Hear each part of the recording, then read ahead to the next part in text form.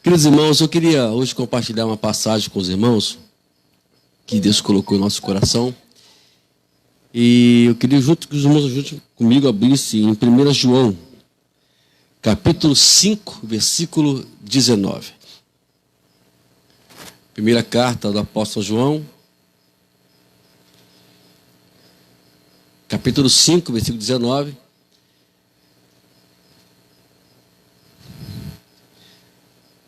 Estamos numa época muito difícil, né? Todo mundo resfriado. Eu pensei que ia ficar fora dessa, mas não fiquei fora dessa.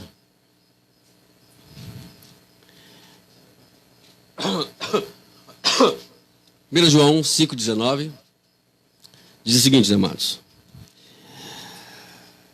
sabemos que somos de Deus e que o mundo inteiro jaz no maligno.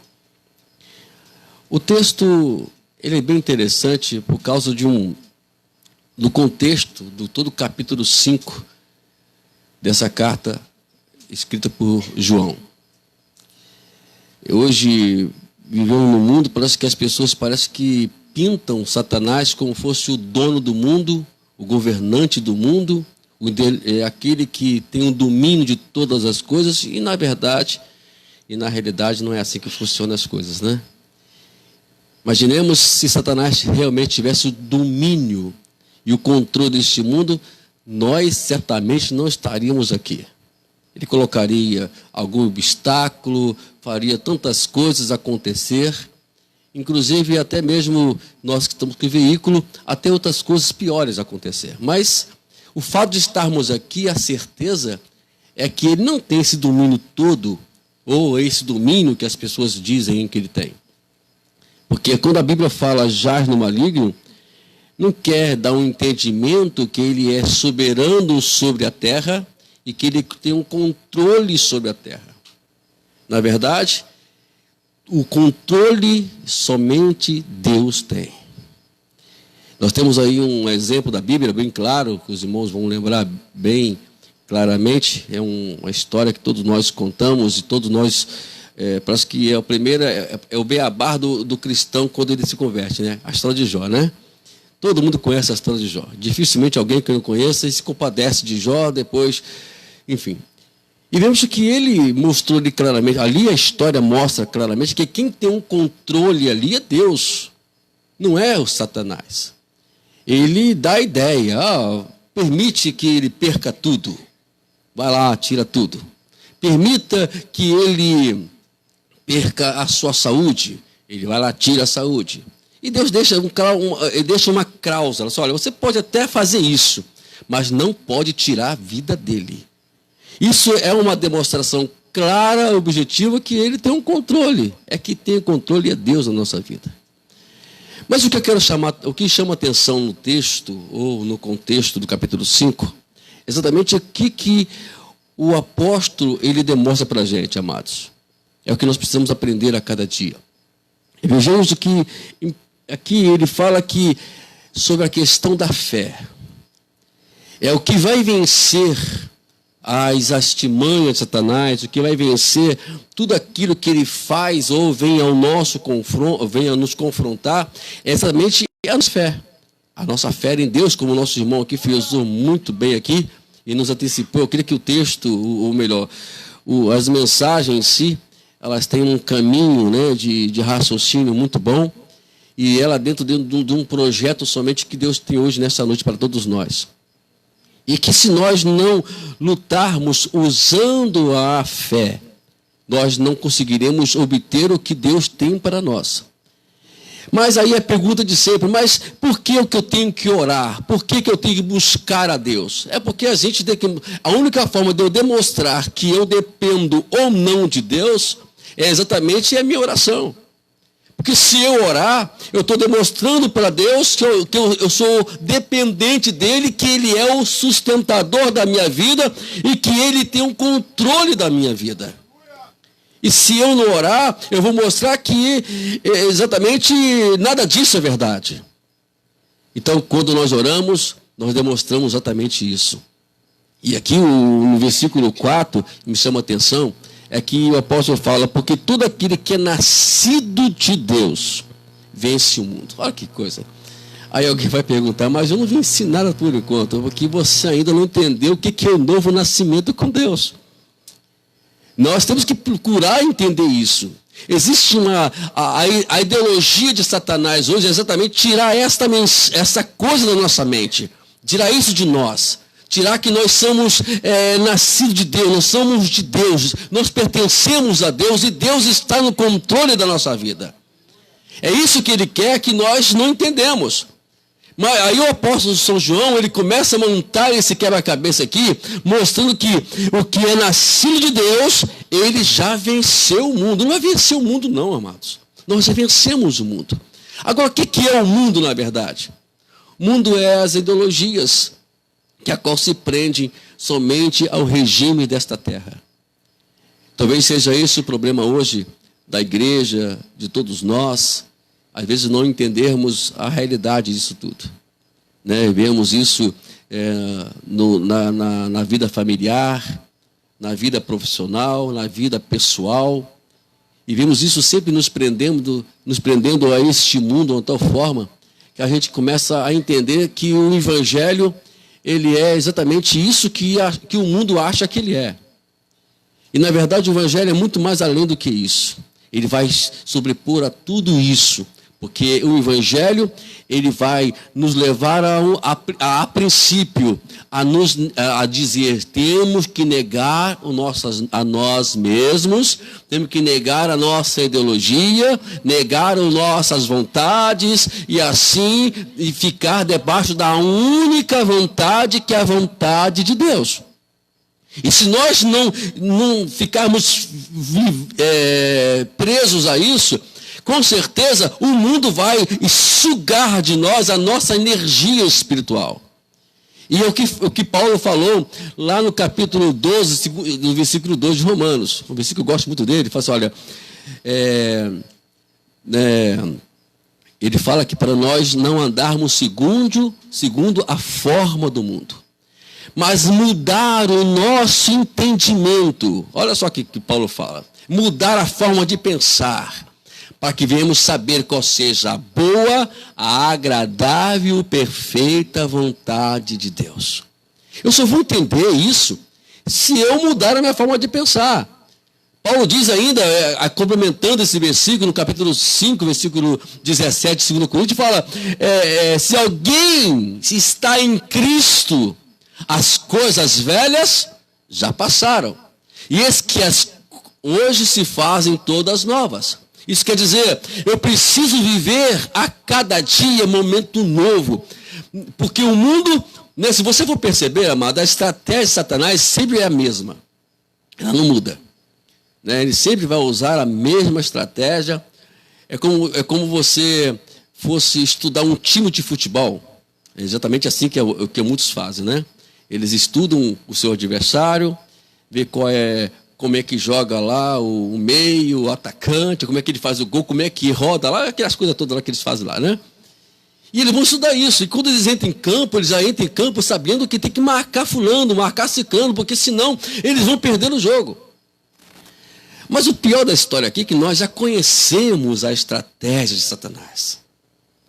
É isso que às vezes deixa Deus um pouco meio triste. Ele já conhecemos a estratégia dele. Ele usa a mesma estratégia que usou lá com Eva, usou com Adão, usou com Abraão, usou com Moisés, usou com tantos homens lá da Bíblia, usou com o próprio Davi. Né? Vemos que hoje a tentação, ela é uma forma que é uma forma dele poder nos prender, né? Nos prender e nos atrair até a ele. É uma coisa que alguém falou assim, mas Deus castiga o povo. Irmãos, eu vou ser sincero para os irmãos, Deus não castiga ninguém. Nós não somos penalizados porque Deus nos penalizou. Nós somos penalizados porque nós procuramos as nossas próprias penalidades. Né? Se nós fugirmos do que Deus nos orientou a fugirmos, se nós fugirmos daquilo que Deus nos ensinou, o que Ele falou para fugirmos, eu tenho certeza absoluta que nós vamos ganhar muita coisa ainda nesse mundo. E Deus nos diz que esse mundo pertence a nós. Esse mundo não pertence a Satanás, irmãos.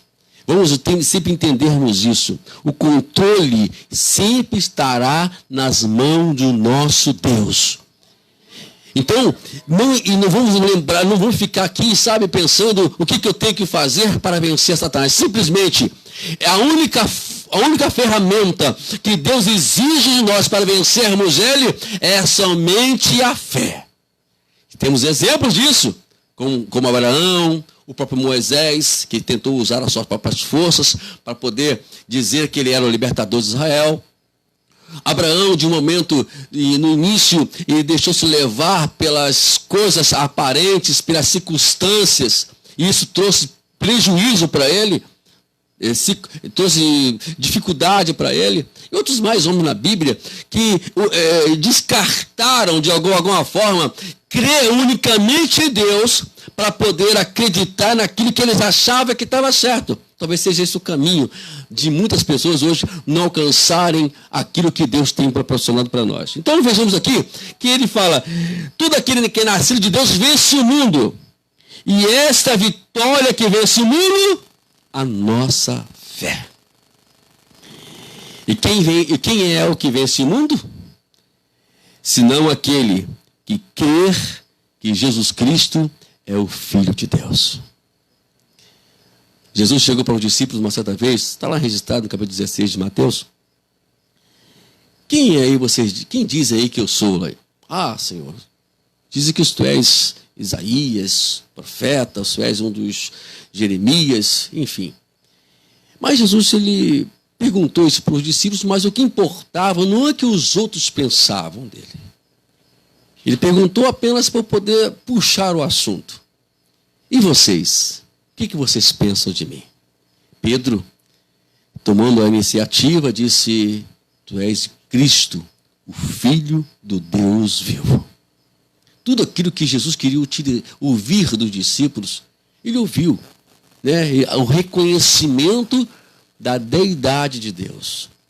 Porque às vezes as pessoas olham para Jesus como fosse apenas um ser comum, apenas um homem que passou sobre a terra e que fez alguns milagres, falou algumas palavras bonitas, todos os ensinamentos. Alguns até comparam Jesus, irmãos, infelizmente, com alguns desses líderes religiosos aí fora, como fossem eles iguais a ele. Uma vez eu deparei com uma situação assim, alguém dizendo: fulano, não vou dizer aqui nome que está gravando no Facebook, senão vai ficar feio o negócio, né?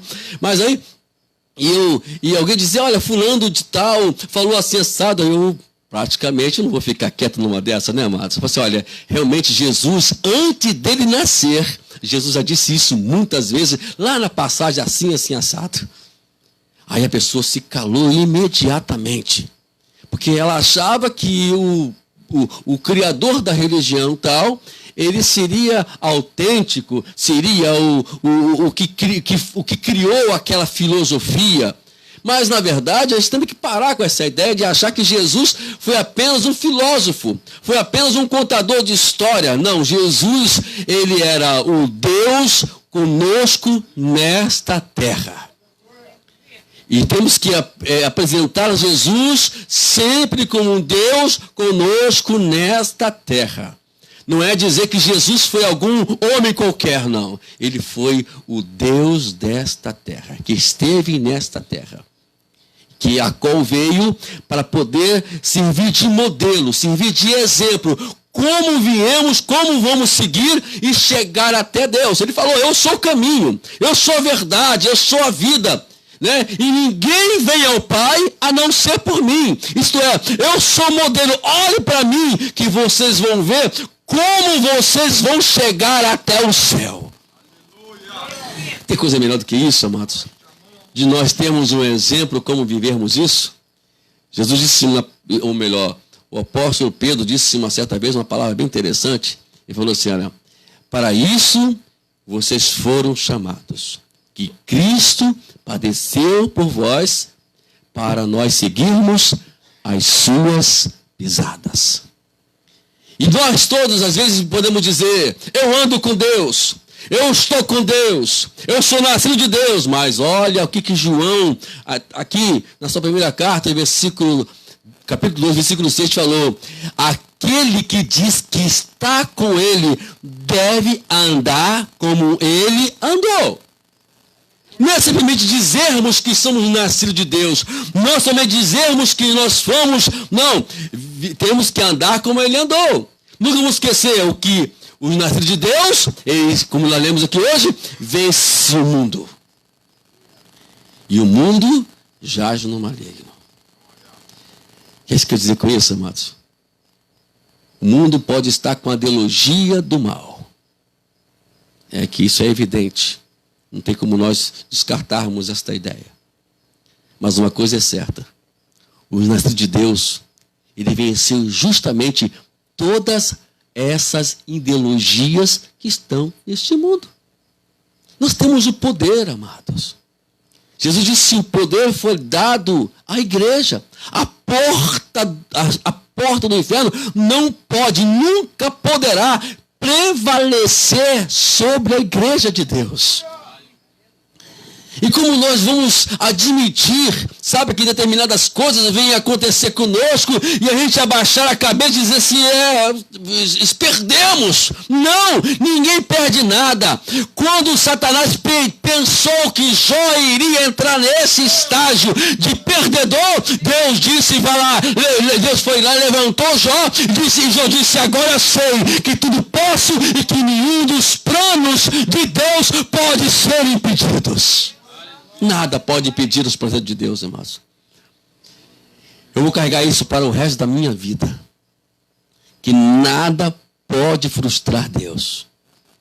Muitos anos atrás, quando nós estávamos começando, né, o Evangelho, existia sempre aquela historinha da escola dominical, né, e contava a história, o professor ia lá na frente lá e contava, alguém levantava o dedinho, pastor, irmão, falando, né, aquela coisa toda, né.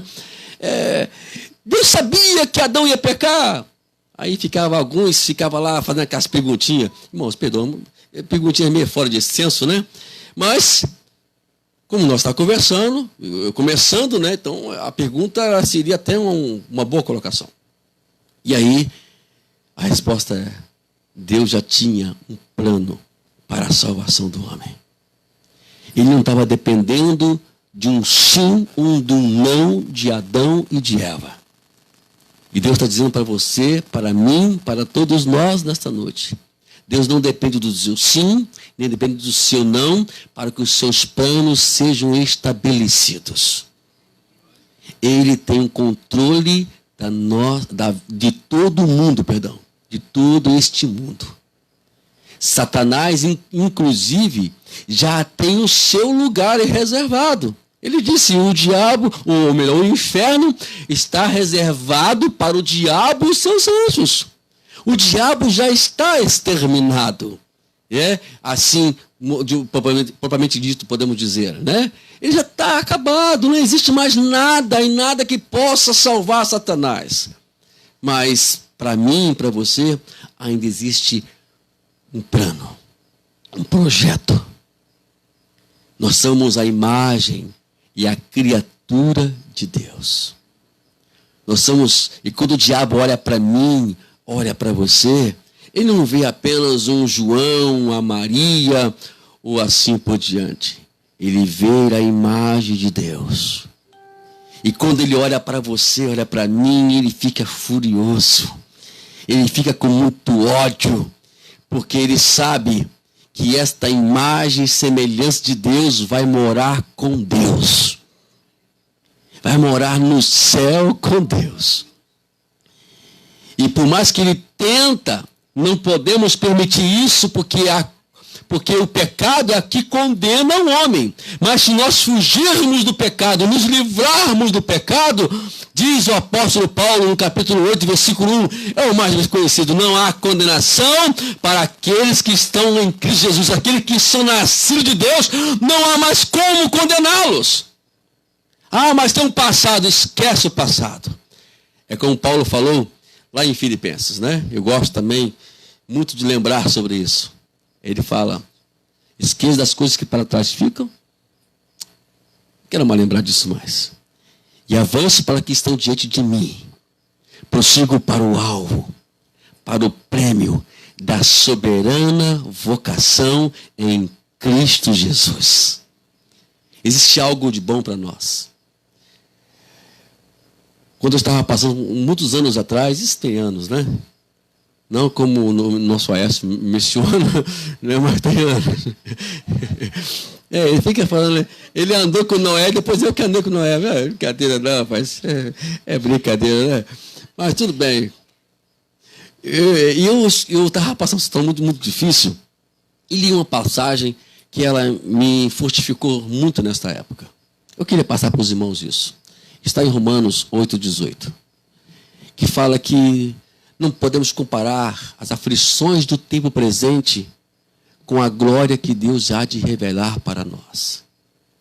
E quando eu me confrontei com esse versículo, olhei para ele, nesta época, claro, eu pensei, olha só, existe coisa melhor para mim? Eu não posso comparar esse momento que eu estou passando, essa situação difícil que eu estou passando, com aquilo que Deus tem de melhor para me dar. E assim, a partir daquele momento, eu comecei a glorificar a Deus e comecei a olhar mais as circunstâncias difíceis de uma forma mais diferente. Eu vou olhar agora diferente, é claro, porque nada pode ser comparado com aquilo que tem melhor para mim. Existe algo bom para você, existe algo preparado para nós, irmãos, de coisa muito maravilhosa. Só que nós temos que nos manter nesse padrão, no padrão de Deus, na orientação de Deus, debaixo do sustento de Deus, na direção de Deus, para que não viemos perder de hipótese alguma aquilo que Deus tem preparado para nós. E uma vez, quando eu estava numa situação difícil, isso é o que eu quero pregar hoje, que o Deus tem o controle da nossa vida. E vamos terminar contando algumas coisinhas básicas aqui. Eu estava me vendo muito difícil. Aqui não entrou, eu estava meio desesperado, angustiado, sabe? Minha vontade era tirar logo a vida, acabar com esse negócio logo, né? Para que viver? É assim que muitas pessoas pensam. Eu passei por isso. E me lembrei de uma passagem bíblica de Paulo dizendo a Coríntios, na sua segunda carta, capítulo 4, versículo 16. Não desanimamos. Por mais que o homem exterior se corrompa, contudo o homem interior, ele se renova de dia em dia. Aí eu comecei a olhar, aí eu lembrei do versículo assim, Jesus, para que eu quero morrer? Se existe uma renovação que Deus quer fazer dentro de mim. E aí eu acendi a chama da vida de Deus na minha vida, eu comecei a glorificar a Deus, e aquele mal, aquela angústia, aquela coisa ruim, saiu imediatamente da minha vida. Não existe nada que possa sair do controle de Deus, quando você é nascido de Deus. Nada. Nada pode tirar a esperança de você. Nada pode tirar a certeza que nós temos, né, um momento, ou melhor, uma eternidade para poder alcançar, ou, segundo a Bíblia, nós já vivemos essa eternidade, ou melhor, temos que viver essa eternidade nesta terra. Muitos dizem que eu estou em busca da eternidade. Eu já penso diferente, porque a Bíblia me ensina que nós já vivemos a eternidade. Quem tem Jesus, né, você vai ver no versículo 12 aqui no capítulo 5, quem tem Jesus tem a vida, ou melhor, quem tem um filho tem a vida, quem não tem um filho não tem a vida. Se você tem um filho, pode ter certeza que a vida está dentro de você, que é Jesus. Jesus disse uma vez, lá no capítulo 7, versículo 38, se for a memória, 37, 38 por essa, né? Você olha, quem crê em mim, como diz a Escritura, rios de água viva fluirão do seu interior. Sabe o que significa isso, amados? Se você crer, não é porque o pastor Beto falou, não é porque o pastor Wagner falou, não porque a pastora a Gilene falou. Desculpa, irmãos, às vezes foge aqui. Eles ficam chamando de velho, mas velho é eles, né? Pelo menos o meu neto fala que minha cabeça não é branca, é cinza. Né? Não? Então eu não tenho cabelo branco, eu tenho cabelo cinza. Né? Meu neto que fala assim. Que Deus abençoe e continue abençoando ele assim, né? Então, isso não é crer porque alguém falou. É porque Deus falou, porque a Escritura diz. Existe uma discordância no mundo hoje que venha sempre, sabe, alguém querer interpretar a Escritura ao seu bel prazer. Eu sou o contrário. Eu quero crer no que ela diz, não o que as pessoas dizem. E isso faz com que a gente viva a esperança a cada dia. Tudo pode acontecer conosco, menos perdermos a fé. Estevão, antes de morrer, e olha, a pedra estava chovendo, irmãos. Mas mesmo assim, imagine alguém, amado, ver o céu abrir com pedra na cabeça, não é, amado? Ver o Deus assentado sobre o trono e a pedra chovendo. Mas ele viu tudo isso. É uma forma de te entender que Deus quer nos revelar não na bonança, quer nos revelar justamente quando estivermos passando pelas adversidades. O controle de Deus, Ele quer demonstrar ela na nossa vida, justamente quando estivermos ao fundo do poço, quando nós perdemos qualquer menção do que eu tenho que fazer. Aí Deus, é o momento que Deus quer aparecer na sua vida. Quer aparecer na minha vida. E Ele quer se apresentar a você nesta noite, de uma forma especial. Quer que você saia daqui hoje certo de que você não veio para cá apenas para poder atender um convite do nosso irmão Benedito. Não. Você veio para cá porque Deus te trouxe, porque desde o início, começando com a pastora, depois com os amados irmãos e diante, vimos ali o Deus, Ele traçando um raciocínio de vitória para a sua vida. Um caminho que Ele quer abrir para a sua vida. Estava em pé, amados, eu fico ligado naquilo que Deus está fazendo na igreja, né? No culto, né? Primeiro fala sobre a ressurreição, sobre a aparição que Ele faz a Maria Madalena. E olha que Maria Madalena, à vista humana, seria apedrejada, não seria bem vista, mas Jesus aparece justamente para ela. Como pode entendermos uma coisa dessa? Mas Deus é assim que trabalha. Depois Deus começa a falar outras coisas, e o nosso irmão fala sobre batalha espiritual, que é uma constância na nossa vida, não temos como fugirmos disso. Se você não entender batalha espiritual, já perdeu a batalha dia de cedo, né? Então é assim que precisamos vencer. Vencer usando o que Deus tem nos dado de melhor, a sua palavra. Eu termino dizendo para os irmãos, uma palavra do apóstolo Paulo, no versículo agora 1 do capítulo 12. Rogamos, pois, irmãos, pela misericórdia de Deus, que apresenteis os vossos corpos em sacrifício vivo, santo e agradável a Deus, que é o vosso culto racional. Deus, assim, entrega tudo que você tem. O que você tem de melhor para entregar para Deus? No início aqui, como estávamos conversando aqui, entre nós aqui, irmãos, eu estava contando uma história que quando eu tinha meus 12 anos de idade, sabe? E nós tínhamos ali em Chaperó, ou melhor, nós liderávamos, irmãos, 12 anos de idade, eu era treinador, sabe? De pessoas com mais de 15 anos para cima. Ele me respeitava, querido, não respeitava, tirava do campo na mesma hora. Ah, meu filho, não respeitava, ficava fora da posição, quando eu mandava todo mundo embora. E respeitava. E aí, e depois que eu me converti ao Evangelho, né, eu chegava, o jogo começava às 9 horas, eu chegava às 7 horas da manhã no campo, com aquelas bolsas de camisa às costas, colocava toda estendida no chão, esperava os meninos chegar, ó, vai lá, vacila não, goleiro, não leva gol, brincadeira, né? Então, e aí eu me converti ao Evangelho. E eu falei assim, agora, se eu no mundo, eu fazia isso com precisão, com responsabilidade, porque hoje eu não posso dar o melhor que eu posso dar para Deus na obra dele, na leitura, né, no bom louvor, de uma boa palavra, estudar a Bíblia com responsabilidade, ler a palavra, pastorear com responsabilidade. Por que eu não posso fazer isso hoje? Se hoje eu estou pertencendo ao Deus do universo. Amém? Deus abençoe a todos.